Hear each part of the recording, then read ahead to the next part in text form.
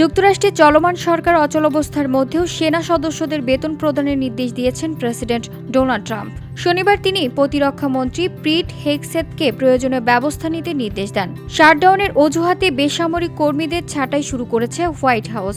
Budget অনুমোদন না হওয়ায় মার্কিন সরকার কার্যত সম্পূর্ণভাবে অচল হয়ে পড়েছে।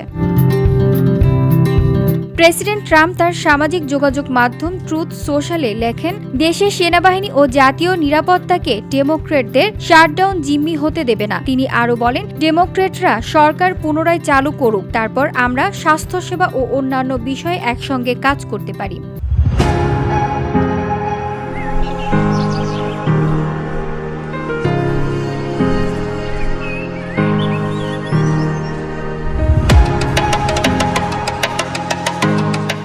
বাজেট ইস্যুতে রিপাবলিকান ও ডেমোক্রেটদের মধ্যে দ্বন্দ্বে অচলাবস্থা দেখা দিয়েছে। রিপাবলিকানরা অভিযোগ করছে, ডেমোক্রেটদের কারণে সাধারণ মানুষ ক্ষতিগ্রস্ত হচ্ছে। সরকারি কর্মচারীদের ইউনিয়নগুলোতে ছাঁটাই বন্ধে আদালতে মামলা করেছে। তাদের অভিযোগ, শাটডাউনগুলোকে অজুহাত করে প্রশাসন বেআইনি ছাঁটাই করছে। বিশেষজ্ঞদের মতে, সামরিক বাহিনীর বেতন প্রদানের ব্যবস্থা ট্রাম্প প্রশাসনের ওপর রাজনৈতিক চাপ কিছুটা কমালেও ব্যাপক ছাঁটাই যুক্তরাষ্ট্রের ইতিহাসে নজিরবিহীন ঘটনা হয়ে থাকবে। VOD Bangla news desk.